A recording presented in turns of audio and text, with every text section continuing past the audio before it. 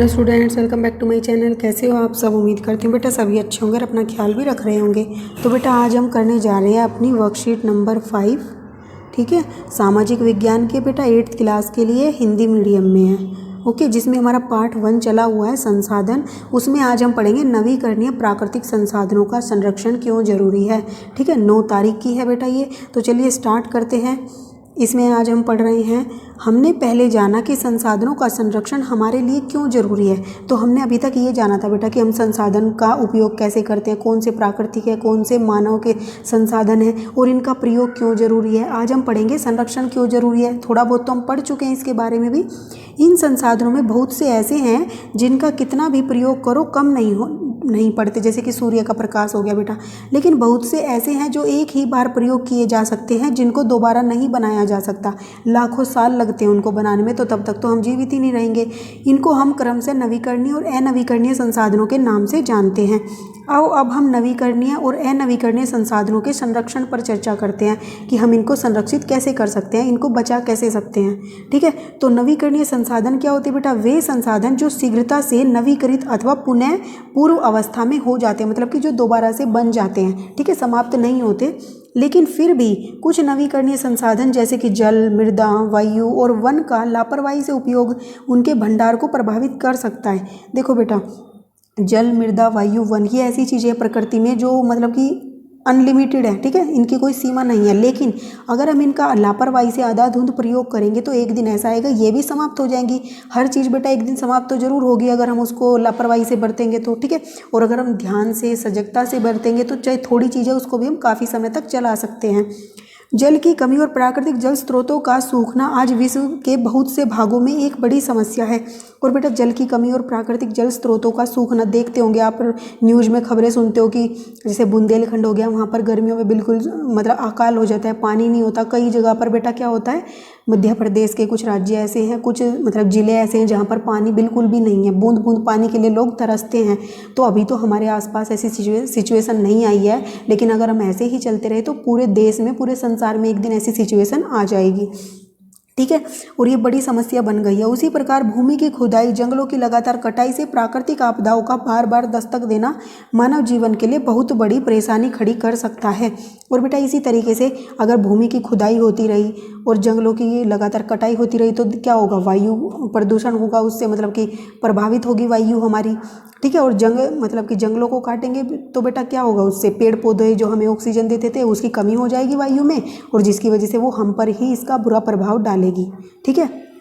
अब नेक्स्ट बेटा आओ पता लगाएं कि और सूची बनाएं। अगर धरती पर पीने योग्य जल कम हो जाए तो इसके जीवन पर क्या प्रभाव होगा? तो अगर कम हो जाएगा तो बेटा क्या प्रभाव होगा? यदि पीने का पानी समाप्त हो जाएगा तो हमारा पूरा जीवन अस्त व्यस्त हो जाएगा, व्यस्त हो जाएगा। हमारा जीवन जीना कठिन हो जाएगा, क्योंकि पानी के बिना न तो हम अपना भोजन बना सकते हैं और न ही हम पीने के लिए किसी और वस्तु का इस्तेमाल कर सकते हैं।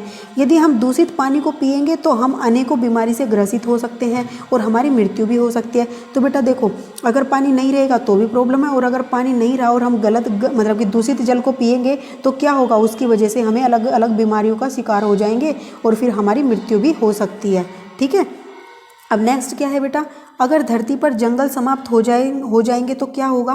अगर पृथ्वी पर जंगल समाप्त हो जाएंगे तो बेटा अभी मैंने बात की थी, यदि धरती पर जंगल समाप्त हो जाएंगे तो जिस वायु आएगा ये, ठीक है, जिस वायु में हम सांस लेते हैं उस वायु में ऑक्सीजन की कमी हो जाएगी, जिसके कारण हमें सांस लेने में कठिनाइयों का सामना करना पड़ेगा।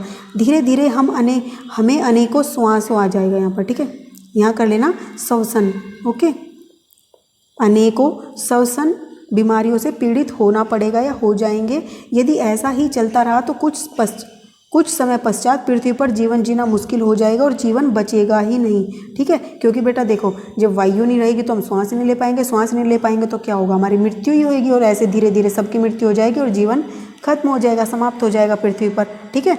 अब नेक्स्ट क्या है बेटा? प्रत्येक व्यक्ति संसाधनों के संरक्षण में अपना योगदान दे सकता है। तो कुछ उपाय बताए गए हैं, यहाँ पर आपको कुछ उपाय दिए गए हैं। इसके अतिरिक्त आप अपने समझ से सोचकर लिखें कि आप किस तरह योगदान दे सकते हैं। तो कुछ तो यहाँ पर बताए गए हैं बेटा, और कुछ आपको अपने तरीके से बताने हैं। जैसे कि जल का संरक्षण है, तो पीने के पानी को गाड़ी धोने, सड़क धोने के काम में न लाना। तो बेटा जो पीने का पानी होता है उसको हम सड़क धोने या फिर गाड़ी वगैरह साफ़ करने में नहीं लेना चाहिए, ठीक है। और क्या लिख सकते हो बेटा, दैनिक कामों में जैसे नहाने, कपड़े धोने के समय पानी को बेकार नहीं करना चाहिए। और बेटा इसके अलग तुमसे उपाय पूछे गए हैं, जैसे कि आप क्या लिख सकते हो, जल के संरक्षण के लिए हमें वर्षा के जल को इकट्ठा करना चाहिए, फिर उसका प्रयोग सिंचाई के लिए, खेतों में सिंचाई के लिए करना चाहिए। ब्रश करते वक्त हमें नल को बंद कर देना चाहिए। हमें छोटी मूर्तियों का प्रयोग करना चाहिए, हमें नदियों में नहीं बहाना चाहिए। और मिट्टी से बनी हुई मूर्ति का प्रयोग करना चाहिए, ताकि क्या हो बेटा, जैसे हम उसको विसर्जित करें तो वो मिट्टी में ही मिल जाए, ठीक है। और उनके लिए अलग से तालाबों की व्यवस्था करनी चाहिए, जिससे क्या हो बेटा, पूरे जल को हम गंदा होने से बचा सकें, ठीक है। पूरा जल नदियों का गंदा ना हो सके, क्योंकि त्यौहार भी मनाने होते हैं, तो त्यौहार भी मना सके, लेकिन हम उसको पर्यावरण को नुकसान भी ना पहुंचा सके। इस तरीके से हमें करना चाहिए। अब नेक्स्ट है बेटा आपका भूमि और मृदा का संरक्षण। तो भूमि और मृदा का संरक्षण कैसे कर सकते हैं बेटा हम, यहाँ पर कुछ उदाहरण दिए हैं। उपजाऊ भूमि को कृषि कार्य के लिए प्रयोग करना, तो जो हमारी उपजाऊ भूमि है उसको कृषि के लिए प्रयोग करना। बंजर या कम उपजाऊ भूमि का प्रयोग मकान बनाने या उद्योग स्थापित करने में करना। जो बेटा बंजर हो चुकी है, जहाँ पर हमारी फसलें वगैरह नहीं उग सकती, उसका प्रयोग हम मकान बनाने में कर सकते हैं, ठीक है। और प्लास्टिक का उपयोग नहीं करना चाहिए हमें, क्योंकि वो हमारा जल्दी से गलता नहीं है, और वो हमारी पृथ्वी को क्या कर देता है, अनुपजाऊ बनाता है। मतलब उसमें जो कचरा है बेटा वो पृथ्वी पर ही पड़ा रहेगा फिर, ठीक है, ज़मीन पर ही पड़ा रहेगा, जिससे क्या होगा, मृदा प्रदूषण। और क्या कर सकते हो, खेतों में जैविक खाद का प्रयोग करना चाहिए। हमें कीटनाशक, जीवाणुनाशक आदि दवाइयों का अत्यधिक उपयोग से बचना चाहिए, क्योंकि ये क्या कर देता है बेटा, मिट्टी को प्रदूषित कर देता है। ये हमारे मतलब कि एक हानिकारक बना देता है हमारे लिए। फिर हम वो जो भी उसके अंदर उगती हैं फसलें, वो हमारे मतलब कि बीमारियों का कारण बनती हैं। अलग अलग देख भी रहे हो आप आसपास। और हमें ऐसी वस्तुओं का प्रयोग करना चाहिए जो वापस से खराब होने के बाद मिट्टी में ही मिल जाए। जैसे बेटा हमें ऐसी वस्तुओं का प्रयोग करना चाहिए, जैसे पहले मिट्टी के बर्तन प्रयोग होते थे, तो क्या होता था बेटा, जैसे वो टूट जाएं तो हम उनको डाल दें कुछ दिन के लिए ज़मीन में, तो कुछ दिन बाद मिट्टी बन जाते थे वापस से। तो हमें ऐसी वस्तुओं का प्रयोग अत्यधिक करना चाहिए, ठीक है। और भी आप लिखना चाहो तो लिख सकते हो। अब है नेक्स्ट बेटा, वायु का संरक्षण कैसे कर सकते हैं। प्लास्टिक या पत्तों या किसी भी दूसरे प्रकार के पदार्थों को न जलाना। तो बेटा देखो, प्लास्टिक को नहीं जलाना चाहिए, हमें वायु प्रदूषित होती है।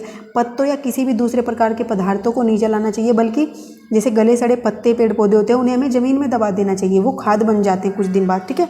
और पौधे लगाना व पत्तियों को न तोड़ना। पौधे लगाने चाहिए हमें अधिक से अधिक, और उनको तोड़ना नहीं चाहिए। और क्या कर सकते हो बेटा, वायु प्रदूषण को बचाने के लिए वाहनों का कम से कम प्रयोग करना, और वाहनों में स्वच्छ ईंधन का प्रयोग करना, जैसे कि सीएनजी और प्राकृतिक गैस का प्रयोग करना, ठीक है। जैसे कि बेटा सीएनजी का प्रयोग करना, ओके। और घरों में भी हमें लकड़ियों को जलाकर भोजन बनाने से बचना चाहिए। उद्योगों व कारखानों द्वारा वायु प्रदूषण पर रोक लगनी चाहिए, और उनको शहरों से दूर स्थापित करना चाहिए, ठीक है। और बेटा हमें उन्हें शहरों से दूर करना चाहिए, ताकि वो हमारे लिए प्रदूषण का कारण है, जो बीमारी का कारण न बन सके, ठीक है। और घरों में लकड़ियों का प्रयोग नहीं करना चाहिए, हमें स्वच्छ ईंधन का प्रयोग करना चाहिए, जिससे वायु प्रदूषण ना हो, ओके। अब नेक्स्ट क्या है बेटा, आपका है वनों का संरक्षण। तो वनों का संरक्षण हम कैसे कर सकते हैं। कागज़ को न फाड़ा जाए तो पेड़ों की कटाई नहीं होगी, और क्योंकि कागज़ पेड़ से बनते हैं, तो अगर कागज़ कम इस्तेमाल करेंगे तो पेड़ भी कम कटेंगे उसको बनाने के लिए। किसी के जन्मदिन आदि के कार्यक्रमों में पौधों को उपहार में देना चाहिए, हमें प्लास्टिक से बनी हुई खेल खिलौने नहीं देने चाहिए, ठीक है।